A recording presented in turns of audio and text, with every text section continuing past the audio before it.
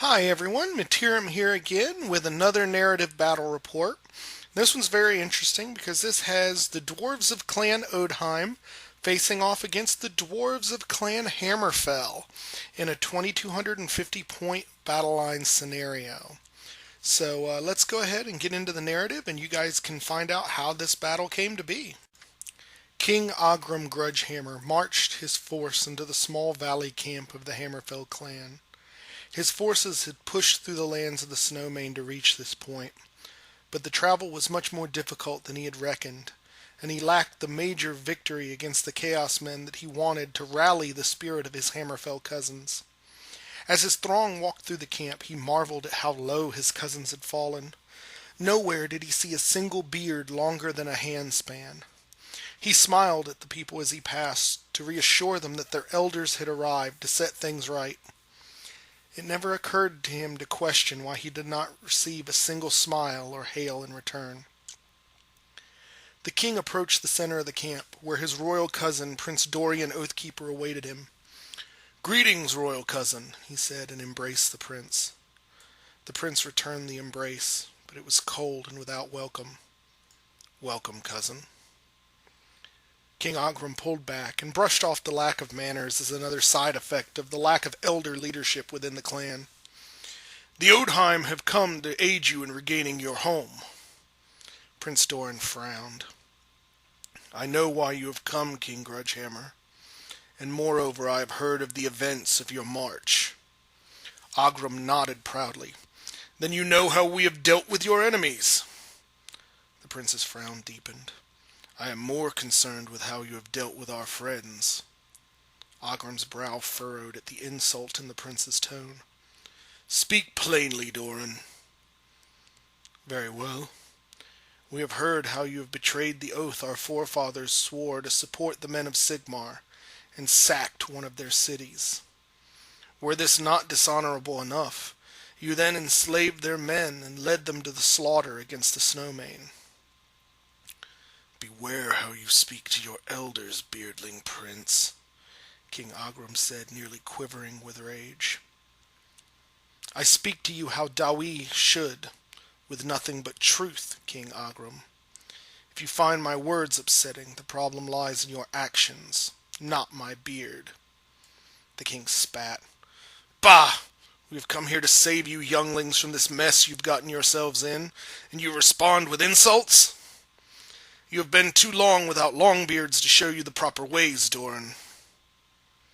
"If all the Longbeards will teach us is obedience to a king who kills the innocent without a hint of remorse, then may I ever keep my beard short." The silence of the camp at this pronouncement was oppressive. The two dwarf leaders stared at each other for long minutes, neither one willing to give way. Finally, Prince Doran spoke. "The Hammerfell thank you for coming, King Ogrim, but we do not need your kind of help here." Nearly quicker than the eye could follow, King Ogrim backhanded the young prince to the ground. The prince's bodyguards rushed at the old king, whose hammerers stepped up to protect him. Before the first blow was struck, both sides were halted by Prince Dorian's voice. "Hold!" The prince stood, wiping the blood from his mouth. "King Ogrim, you have brought violence and insult upon us. I could not let this go unanswered." The king stroked his beard in an insulting gesture. "Then do what you will, beardling prince, and once we have taught you whelps respect for your elders, we will turn to the business of regaining you your home." With that, the king turned and headed back to his camp to prepare to battle the Dawi he had come here to save. And here you see the battlefield where the two armies meet. This is the entrance to the valley camp of the Hammerfell clan. There are ruined buildings here. In the left is just a normal tower. Arcane ruin with that little triangle under it. The house is an acropolis of heroes, and then everything else is normal fences and walls. So pretty open area, and that's kind of worrisome to me because I've got more of a shooty, cautious army as befitting Prince Doran and his tactics. And the Odhein clan have brought a very aggressive, in-your-face army, so there's not much in the way of terrain that's going to hold him back. Okay, so we'll start with the deployment of Clan Odhein. And here he has a cannon with the Rune of Forging and the Rune of Burning on it. Next to that is a unit of 20 Longbeards with shields, full command, and the Strolla's Rune and the Rune of Sanctuary on their banner.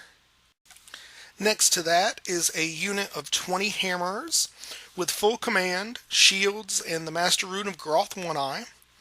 In that unit is the Dwarf King, Ogrim Grudgehammer, on shield bearers with 3 runes of cleaving, a shield, 2 runes of iron, and a rune of warding, and a dwarf pistol.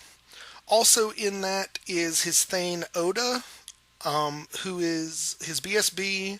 He has the Master Rune of Grungi, the Strolla's Rune, and a great weapon.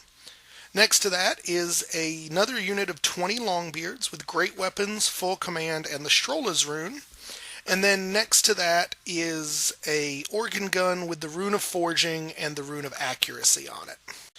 And then here he has a unit of 20 Dwarf Rangers with full command and shields that have scouted up behind this stone wall so that he can start shooting at me and have lots of cover. Alright, and the Hammerfell clan, we start off with a gyro bomber. Next to that is a gyrocopter, and on the edge of the hill there is a flame cannon, and it has no runes on it at all. Then on top of the hill I have a grudge thrower with the Rune of Penetrating and the Rune of Forging. Next to that is a cannon with the Rune of Forging. In front of them is a unit of 10 Thunderers with just a musician. Next to that is my unit of 20 Hammerers with full command. They also have the runic standard of Groth One Eye. And in that unit is Prince Doran Oathkeeper, my Dwarven Lord. He is on an Oath Stone with a Rune of Parrying, the Master Rune of Grommel, 2 runes of iron, and the Rune of Luck and Rune of the Furnace.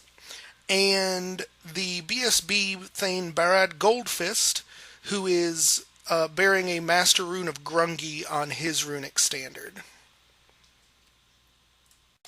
Then behind the fence I have a unit of 20 Dwarf Warriors with hand weapon and shield, and they have full command. With them is Thane Freya Grunwald, who has the Master Rune of Snorri Spanglehelm, 2 runes of cleaving, and the Rune of Stone on her armor, and she has hand weapon and shield. Next to that is a unit of 15 Quarrelers with musician, and they are they have great weapons on them as well. And holding down this flank is Mad Malik, my favorite gyrocopter.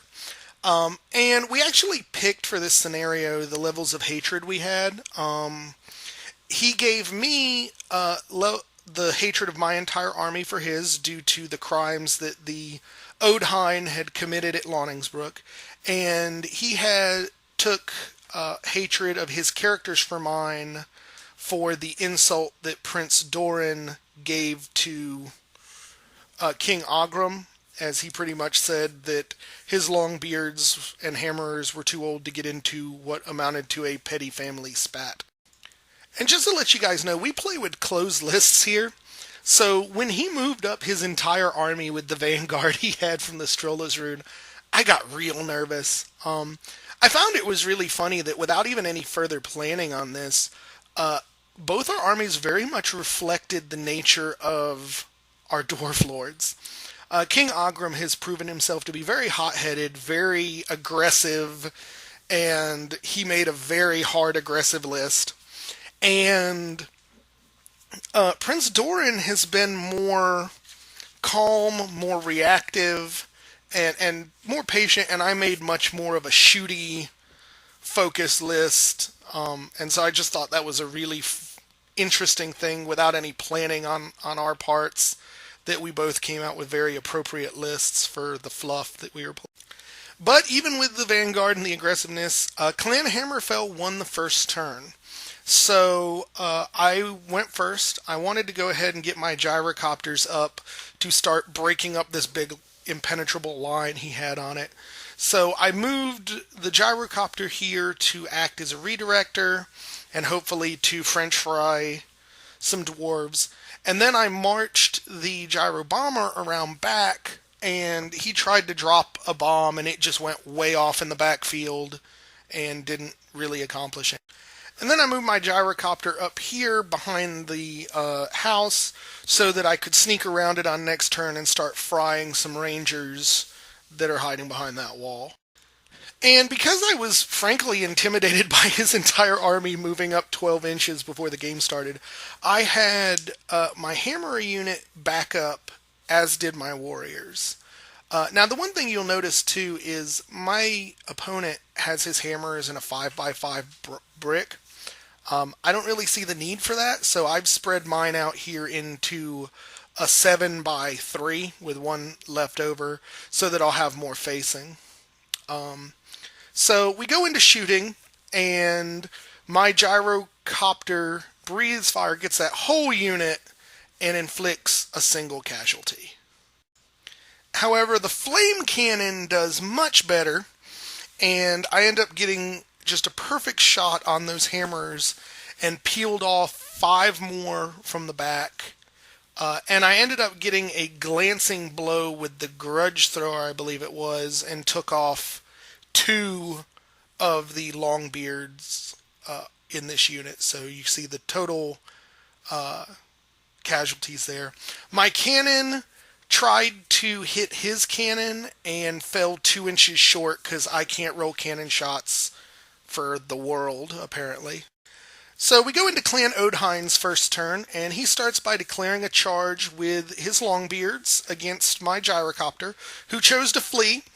And somehow the stubby-legged dwarves ran down and caught the gyrocopter and killed it. So, first points to Clan Odhein. And then during his normal movement, he moved up the hammer unit pretty aggressively. He wants to go for those thunderers on the hill and destroy my war machines so I can't continue to pelt him down. And then the Longbeard unit basically just moved to the side. I'm guessing to protect the back of the hammers, but I'm not entirely sure why he chose to make that movement. And to show that I am not the only one in this game with terrible luck when it comes to his war machines, the organ gun opens fire on my hammers. He needs like a 3 to hit because he's ruined up, and rolls 20 shots. After all the rolling is done, that 20 shots turns into a single wound off the back of the hammers, and that's it. Really, it was like the best possible outcome for me. And really, it's one of those things that almost makes a person start to disbelieve in math. And then his rangers open fire from across the wall and take out 2 of my quarrelers here. And then his cannon decides to show mine how it's supposed to be done, fires, ends up taking 1 man off of the Thunderer unit and destroying my cannon pretty handily. So we go into Clan Hammerfell turn 2, and I'm still needing to thin down some stuff, so I fly the Mad Malik around the corner here, and this is just beautiful. He's spread out there to get as many shots as he needs to around the wall, but I'm just going to lay that fatty flame template right there, and I think I catch everybody but 2 in it, so that's just perfect. And then here I fly my bomber over the Longbeards and absolutely managed to fail destroying or doing anything with the bomb. But more importantly, I parked it here in front of the grudge thrower, hoping he'll take the bait and shoot it, or not the grudge thrower, I'm sorry, the organ gun, hoping that he'll shoot it and blow it to Kingdom Come rather than taking another round of shots on my hammers. So we'll see how that works out in the next turn. And again, I've seen him do just crazy stupid amounts of damage with these hammers, so I'm still a little nervous. I think I backed up another 2 inches with both groups, because I kind of want to toss those thunderers to him as a sacrificial snack and be able to come in on his flank once he hits that and overruns. So we go to Hammerfell shooting, and my flame cannon just wrecks absolute face. Just laid it down right on top of them and took out, what is that, 2, 4, 6, 8, 10 of the longbeards that are left. Of course, they're longbeards, so they're not going to panic or anything, but I've pretty much made this unit a non-issue now to anything but the War Machine crews. So I feel pretty happy about that. And over here, I did, I guess, about what was expected. I laid that template down on all but like 2 of the Rangers and ended up killing 4 of them, which I guess is not bad considering that I'm rolling 5s to wound. So 4 out of about 18, that's about right. And my Thunderers managed to open up and take, or no, sorry, this is the Grudge Thrower. Ends up, between the Grudge Thrower and the Thunderers, we end up taking off 1 more of the Hammer unit. So that's still a big unit that's about to come for those Thunderers, and that kind of makes me sad. So Odhein turn 2 starts pretty much as expected, with the Hammers led by King Agram running right into the face of the Thunderers. I stood and shot. I may have taken 1 more Hammerer off, but it was not a very particularly good stand and shoot react. And here he keeps moving the what's left of that Longbeard unit around this side. I'm not entirely sure why he didn't reform and come towards the flame cannon. And you actually notice there are 2 more Longbeards missing here. It's because I think that was actually the target of my Thunderers last turn. So I peeled off 2 more of them. So there's 3 of them left, and he's just kind of slowly bringing them around. I probably would have reformed and tried to go for some guns. And now he starts bringing the Longbeards forward. I think he sees the flank charge I'm about to land with the Hammers, and he wants to be within a charge so that he can charge their flank once they come in on his Hammers. So kind of playing the long game, but it's definitely good for him to bring in that support for his Hammerer brick. And luckily for me, the organ gun takes the bait and literally does just a ridiculous number of wounds. I think it did 10 wounds to my gyro bomber and just turned it into a smoking wreck in the sky. And here his Rangers take aim and pluck off 1 more of the Hammerers from this unit. I think he realizes now, after he made the shots with the organ gun, the mistake he made. So he was trying to focus a little bit of fire in there, but they're pretty well protected, and I don't think the Rangers have it in them to be able to put a significant hurt on this unit. And after combat, we are treated to what may be the greatest upset in Dwarven combat history. Hammers slam into the front, and the problem is that the Dwarf Lord on his shield bearers are knocking 3 of those Hammerers out of combat. So they're only getting supporting attacks. So he doesn't get that many attacks, and he only manages to kill 2 Hammerers because I think I made something like 6 or 7 5-up parry saves. It was super ridiculous, and because I was within range of the BSB, I was like stubborn, leadership not 10 rerollable, so I wasn't going anywhere. So we go into Hammerfell turn 3, and I succeed my charge to slam into the flank of his Hammerer unit. And it doesn't look like I've made it here, but the way the hill is, we just keep sliding back. So we know we're in there. But I have pretty much made a very, very easy flank charge for his Longbeard. So I'm hoping to just do a lot of damage this turn before they can come in. And then over here, I'm trying, I moved them too far back, so I can't get my warriors up to block the flank charge from his Longbeards, which I'm kind of disappointed about. And so during shooting, my Grudge Thrower tries to thin down that unit of Longbeards that's coming at us, and I misfire and blow itself up. And I do have the Rune of Forging on the thing, so I misfired, then misfired again, then rolled a 1 to blow this up. So that's just my War Machine luck being amazing and awesome all at the same time. And so we go into combat, and the dwarves of Clan Hammerfell just show Odhein how much they disapprove of how the Empire was treated. Um, he declared a challenge with King Ogrim, and I answered with Prince Doran. But they're both basically indestructible dwarf lords, so they whiffed off each other. He did manage to annihilate my entire unit of Thunderers, but just the amount of sheer pain that Barad Goldfist and the rest of the Hammerers were able to bring to the unit was just, he couldn't stop it. So I annihilated the unit. All that was left was his BSB and his Dwarf Lord.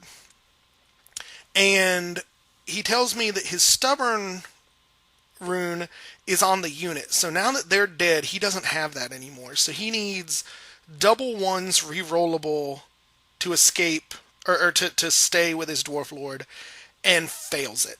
The BSB gets killed, and the Dwarf Lord is run down. At this point, my opponent's will is broken, and he surrenders the game.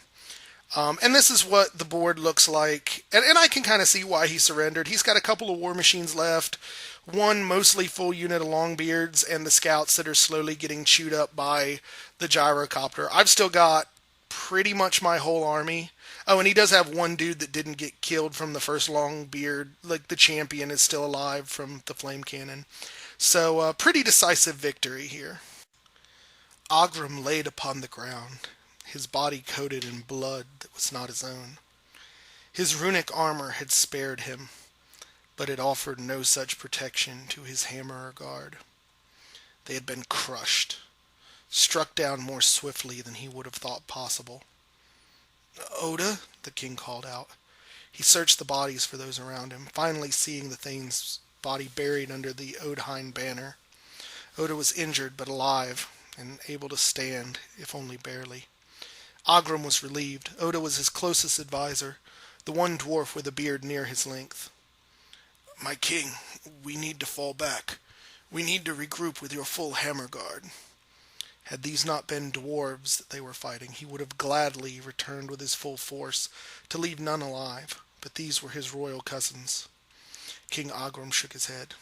"No," he spoke, turning to his Longbeards, who still stood and signaled to them to return to the camp. His focus then turned to the Hammerfells. "Doran, where are you?" As the Hammerfell's prince stepped into the opening, Ogrim spoke.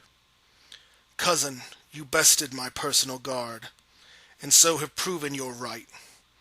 I will see that the humans are paid in full for their battle with them." Picking up his hammer and shield, he continued. "You are truly of royal blood. However, you are still a beardling who lacks the guidance of true elders." Pulling forth a family-crested axe, he buried it into a nearby tree. Looking at the bodies scattered across the ground, his face turned to anger. "You and I will settle this grudge personally once your home is returned, and we will see then who the gods favor." With that, Ogrim walked back towards his camp, hammer in hand, with one new grudge added to it. So, wow, absolutely brutal game. It seems that the right was on the side of Clan Hammerfell, and it gave them the strength needed to take this victory. All in all, what I think it really came down to is I had a significant advantage with range. So he needed to close in, but I think the Clan Odhein player chose his targets unwisely. I did succeed in derailing the one Longbeard unit with the gyrocopter, which I had to sacrifice to do so, but frankly, that was a well-earned, or well worth it sacrifice for what ended up happening to them. And I think the one thing I've learned, and because I played this player before with other armies, is that hammerers need to die. They need to be the first thing that goes down, no matter how you have to do it. Whether it's close combat, whether it's shooting them to death, they're just too dangerous to let stay on the board. And I went into this game with that in mind, and my opponent did not, because he doesn't play dwarves very often. I don't play my clan Hammerfell very often, and this is the first time he's played against dwarves. So he was hoping to use his hammers to basically kill my War Machine Hill and then be able to handle things. And so when the Thunderers managed to hold out, which frankly wasn't, I mean, it was pretty amazing rolling, but he wasn't likely to kill the whole unit because I had, being charged, I had that 5-up wards or parry save from my shield. And because he was kind of expecting to hit them, steamroll them, and keep going, he left himself vulnerable, and I managed to capitalize on that victory. Other thing I probably wouldn't have done with him, and we discussed this afterwards, and he kind of agreed to it. Hammers have no business being only 5 wide. If you're not going to field them in horde formation just because you don't have any, like I do, I only have 20, you still want to field them as wide as possible to get that maximum number of attacks. This also shows why I don't really think I like the Dwarf Lord on the Shield Bearers. Yeah, it makes him more survivable, but big deal. My Prince is survivable enough, and he's just on the Oathstone, and it's not taking up 2 hammers worth of attacks to do it, and I just don't think the dwarf characters are killy enough to make up for that loss. Maybe that's just me. He likes them. He's going to keep fielding Ogrim and his shield bearers, obviously, but that's one point we kind of disagree on. I think the other valuable lesson we learned here is, well, two valuable lessons. One, the flame cannon is awesome, and I'm going to start using it more often. And 2, Rangers are not. I think they could be good in small units, but there's not really any business to take them in a big 20-man like he did. I think if he had taken several units of like 5, he would have been in good shape, because then he could have reacted to the fact that I had way more units than him and kind of won the deployment game. But all in all, I had fun. Unfortunately, my opponent really didn't. This battle kind of crushed his will. He was kind of disappointed and depressed after this. So it took him a couple of days to come up with a writing for the end of this scenario that didn't have King Ogrim taking the Slayer's Oath for having been beaten in combat by a beardling. But I'm glad he didn't. It keeps the dwarves in the storyline, and now that they're a semi-unified force, they can focus on regaining the lands the Hammerfell lost both to Bretonnia and to the Warriors of Chaos. So I'm looking forward to that. All in all, it was a fun game. I hope you guys enjoyed the battle reports. If you did, please like and subscribe to the channel. And if you have any questions or comments or anything, feel free to leave them in the comments section. I do a pretty good job at getting to them. So thank you guys for watching, and we will catch you next time.